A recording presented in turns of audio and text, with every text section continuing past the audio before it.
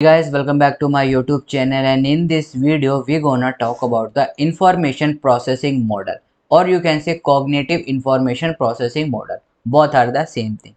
So if you are new on my channel, haven't subscribed my channel till yet, please subscribe it now. Guys, इस video में हम बात करेंगे आपके information processing model के बारे में, या फिर आप इसे कह सकते हो cognitive information processing model, CIP। सो अगर आप हमारे चैनल पे न्यू आए हैं तो सब्सक्राइब करें और बेल आइकन को जरूर दबाएं, ताकि फ्यूचर में आने वाले वीडियोस आपको सबसे जल्दी और आसानी से मिल सके। This is Kaif in short, let's get started. So guys, information processing model समझने से पहले हम एक लेमन टर्म में एक एग्जाम्पल लेते हैं, ताकि आप लोगों को ईजिली अंडरस्टैंडेबल हो जाए। आई होप गाइज सबने कंप्यूटर या फिर लैपटॉप पे तो वर्क कर ही रखा होगा, राइट? तो उसका एक हमने यहाँ पर एक एग्जाम्पल लिया है। जब भी आप कंप्यूटर या लैपटॉप को यूज करते हो, सबसे पहले आप क्या करते हो? इंफॉर्मेशन को इनपुट करते हो, यानी कि स्टोर करते हो कंप्यूटर के अंदर, राइट? इंफॉर्मेशन इनपुट कैसे करते हो? कीबोर्ड या फिर माउस के थ्रू, राइट? जब आप इंफॉर्मेशन इनपुट कर देते हो तो वो कहाँ चली जाती है? कंप्यूटर के अंदर। लेकिन क्या वो डायरेक्ट चली जाती है? नहीं, बिकॉज जो कंप्यूटर होता है वो क्या समझता है? सिर्फ और सिर्फ बाइनरी लैंग्वेज, दैट इज 0 और 1। यहाँ पर आपने सपोज लिखा है, नाम लिखा है किसी का, और नाम है अभिषेक, राइट? सपोज करिए, राइट? तो कंप्यूटर इसे नहीं समझ पाएगा कि इसका नाम अभिषेक है एंड ऑल दिस। वो इसको रिप्रेजेंट करेगा सिर्फ और 0 और 1 में, लाइक 1 1 0 1, राइट?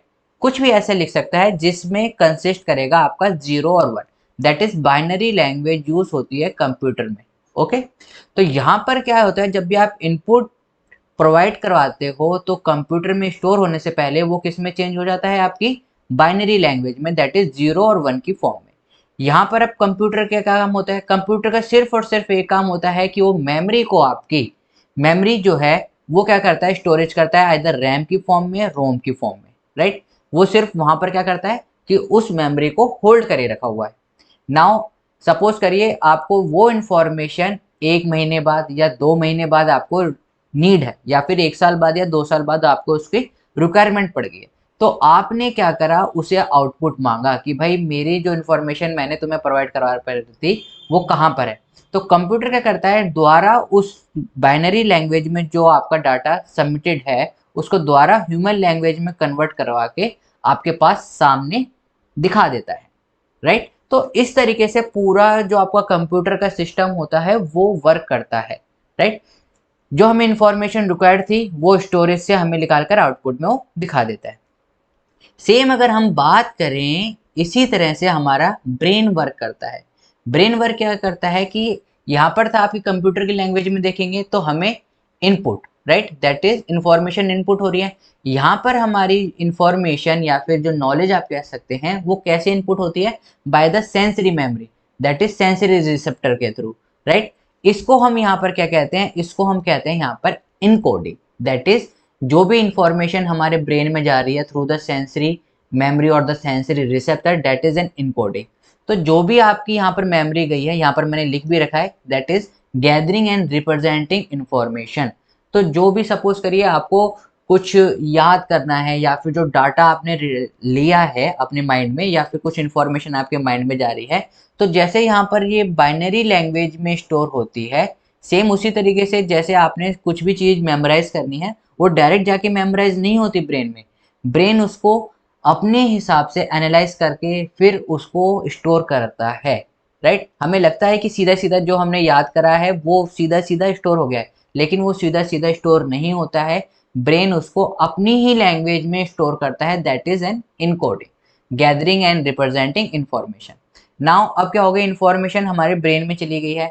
सेम जैसे ब्रेन क्या है? स्टोरेज का काम कर रहा है एज एन कंप्यूटर। कंप्यूटर जो क्या कर रहा था? फंक्शन क्या है? सिर्फ स्टोरेज। ब्रेन भी क्या करेगा? आपका सिर्फ और सिर्फ storage, that is holding of information. उसको क्या करना है? एज ए इंफॉर्मेशन को होल्ड करके रखना है। कब तक? जब तक आप उससे आउटपुट ना मांगे। जब हमने आउटपुट यहाँ मांगा था, that is output in the term of computer और retrieval in the term of the memory. हमें इस इंफॉर्मेशन को चाहिए, दैट इज हम कहाँ जाएंगे? बैक टू अवर ब्रेन, कि ये चीज मैंने तब पढ़ी थी, या फिर ये मेरा एक्सपीरियंस था इस मेथड के बारे में, या फिर ये मेरा एक्सपीरियंस था इस इंसिडेंट के बारे में, तो मैं कहाँ जाऊँगा, मैं जाऊँगा अपने ब्रेन की मेमोरीज में, जहाँ पर मैंने इन्फॉर्मेशन को होल्ड कर रखा है कि इससे इंसिडेंट से मेरी पॉजिटिव वाइब्स आ रही हैं या फिर negative vibe. That is retrieval means getting the information that is needed from your experience that are hold in the your brain, right, जो कि आपके कहाँ पर होल्ड हो रखी हैं, ब्रेन में होल्ड हो रखी हैं। तो जैसे ही आपका कंप्यूटर काम करता है वैसे ही आपका ब्रेन काम करता है, और ये सारी चीजें एक कंट्रोल प्रोसेस के थ्रू होल्ड हो रखी होती हैं। दैट इज, ये जो आपका जो कंट्रोल प्रोसेस होता है ये डिटरमाइन करता है कि हाउ और when information will be follow through the system, कि कब और कैसे इंफॉर्मेशन फॉलो करनी है, राइट। तो ये एक दूसरे से इंटर रिलेटेड है, एंड ये तीनों किससे, कंट्रोल प्रोसेस से इंटर रिलेटेड है। ओके, तो आई होप इतनी सी चीज आपको समझ में आ गई होगी ना। दोबारा देखते हैं, उसमें एक और हमने यहाँ पर डायग्राम बना रखा है कॉग्निटिव इंफॉर्मेशन प्रोसेसिंग का, कि जो हमारी मेमोरी गई है, ये तो मैंने इससे आपको रिलेट करके बता दिया था कि जैसे ये कंप्यूटर का है, ये वैसे ही हमारा ह्यूमन का है, राइट ना। इसको आप एक और तरीके से देख सकते हैं कि यहाँ से हमें क्या मिली है, इंफॉर्मेशन मिली है। यहाँ से हमें क्या आ रही है, इंफॉर्मेशन मिली है थ्रू द सेंसरी आउटपुट। हमें इंफॉर्मेशन मिल गई, इंफॉर्मेशन किससे मिली है, सेंसरी मेमोरी से। कहाँ चली गई है वो, वर्किंग मेमोरी में। वर्किंग मेमोरी या फिर शॉर्ट टर्म मेमोरी, या फिर आप इसे कह सकते हैं, यहाँ पर मैं इसे ब्रेन भी कह सकता हूँ, राइट।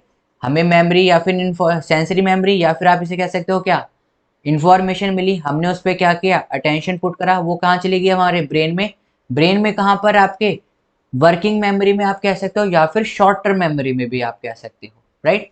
नाउ मैं इसको यहाँ पर इरेज कर देता हूँ, सिर्फ मैंने आप लोगों को समझाने के लिए लिखा था। अब ये कहाँ चलेगी है, ये आपकी वर्किंग मेमोरी में चली गई है। वर्किंग मेमोरी से ये आपका आउटपुट, अगर आपको आउटपुट चाहिए हो, राइट, दैट इज आपका, अगर आपको वहां पर उसे अटेंशन मिलता है तो वो वहां पर रहेगी। जैसे कि मैंने आपको दिखा रखा है कि अगर आप उस चीज को रिहर्स करते रहोगे, वर्किंग मेमोरी में जो आपकी इंफॉर्मेशन आई है, अगर आप उसको रिहर्स करते रहोगे तो वो बैक टू आपकी किस में, वर्किंग मेमोरी में ही रहेगी, base upon your attention, right.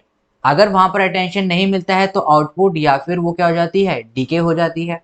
Now come to the next part. आपके अब जो इन्फॉर्मेशन है कहाँ पर है, वो वर्किंग मेमोरी में।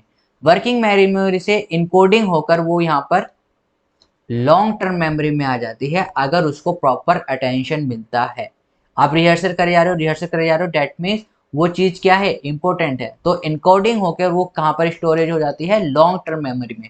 यहाँ पर ये कहा जाता है कि कोई भी मेमोरी, कोई भी इंफॉर्मेशन अगर लॉन्ग टर्म मेमोरी में ऑक्यूपाई है, दैट मीन वो लाइफ टाइम के लिए भी ऑक्यूपाई हो सकती है, बिकॉज यहाँ पर जो स्पेस होता है वो क्या होता है, आपका अनलिमिटेड स्पेस होता है लॉन्ग टर्म मेमोरी में। लेकिन अगर आप उसे वहां पर भी अटेंशन नहीं मिलता है लॉन्ग टर्म मेमोरी में, तो वो डिके हो जाएगी, लेकिन डिके होने में उसे टाइम लगेगा। Once it get settled in the long term memory, it will take time to get the decay. But अगर वो वर्किंग मेमोरी में है या फिर आपकी शॉर्ट टर्म मेमोरी में है, तो वो डिके होने में उसे उतना टाइम नहीं लगेगा, बिकॉज वहां पर उसे अटेंशन मिला ही नहीं है। तो इन्फॉर्मेशन को जब हम सेंसरी आउटपुट के थ्रू सेंसरी मेमोरी में जाएगी, अगर उसे अटेंशन मिलता है तो वो वर्किंग मेमोरी में, दैट इज आपकी शॉर्ट टर्म मेमोरी में रहती है। अगर हम उसे बार बार रिहर्सल करते रहेंगे तो वर्किंग मेमोरी से पास होकर वो कहाँ पर पहुंच जाती है, आपकी लॉन्ग टर्म मेमोरी में पहुंच जाती है, जो कि यहाँ पर आपकी स्टोरेज इनफाइनाइट होती है, राइट। अगर वहां पर भी आपको अब क्या है कि जैसे आपकी लॉन्ग टर्म मेमोरी में क्या होगी थी, इंफॉर्मेशन स्टोरेज होगी है, अब आपको रिट्राइवल करवाना है। तो रिट्राइवल मीन्स आपको कुछ चीज याद करवानी है, तो लॉन्ग टर्म मेमोरी से पहले कहाँ जाएगी वो, शॉर्ट टर्म मेमोरी में, फिर शॉर्ट टर्म मेमोरी के बाद आपका आउटपुट आएगा।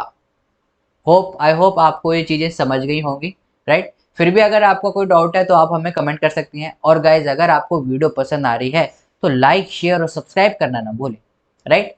इन शॉर्ट एक बार और देख लेते हैं हमने क्या क्या पढ़ा है कॉग्निटिव इंफॉर्मेशन प्रोसेसिंग मॉडल के बारे में, राइट। ये सारी चीजें मैंने यहाँ पर लिख रखी है, और बहुत अच्छा नीट एंड क्लीन डायग्राम बना रखा है, अगर आप चाहें तो उसका एक स्क्रीनशॉट ले सकते हैं, राइट। नाउ आइए देखते हैं, यहाँ पर मैंने लिखा है आपका कॉग्निटिव इंफॉर्मेशन प्रोसेसिंग मॉडल। किस किस से रिलेट करा गया है कि cognitive information process is concern with the basic mental operation, जो आपके बेसिक मेंटल ऑपरेशन रहते हैं जैसे कि रिमेंबर करना, कैलकुलेशन करना, इनसे आपका कोरिलेट रहता है। What happen between input and the output, that is your input, information आ रही है, और आउटपुट आप क्या उसे प्रोवाइड करवा रहे हो, same here, input and output. Okay, cognitive information processing model learning require perception, retrieval, attention, encoding and storage। ये पांचों चीजों की हमने बात कर चुके हैं। cognitive information process purports that learning is analogous to computer processing, जैसे जैसे हमारा कंप्यूटर प्रोसेसिंग करता है वैसे ही सेम हमारी लर्निंग, या फिर आप कह सकते हो जो ब्रेन में आपकी लर्निंग प्रोसेस चलता है वो सेम ही एनालॉगस होता है किसके, कंप्यूटर प्रोसेसिंग के। और it also propose that human actively seek and process the information, जो ह्यूमन है वो हमेशा ही इंफॉर्मेशन को प्रोसेस करता रहता है। Cognitive information process is also deal with the sequence and execution of cognitive event, कि किस इवेंट में इसे लगाना है, राइट। कि ऐसा नहीं करता है कि जो इवेंट पहले हुआ है आपकी रियल लाइफ में उसको उसने स्टोर कर रखा है बाद में, नहीं, जिस सीक्वेंस में उसका इवेंट हुआ है उसी सीक्वेंस में वो आपकी लॉन्ग टर्म या फिर शॉर्ट टर्म मेमोरी में रिसाइड करेगा। तो यहाँ पर सीक्वेंस भी बहुत एक इंपॉर्टेंट आपका एस्पेक्ट होता है।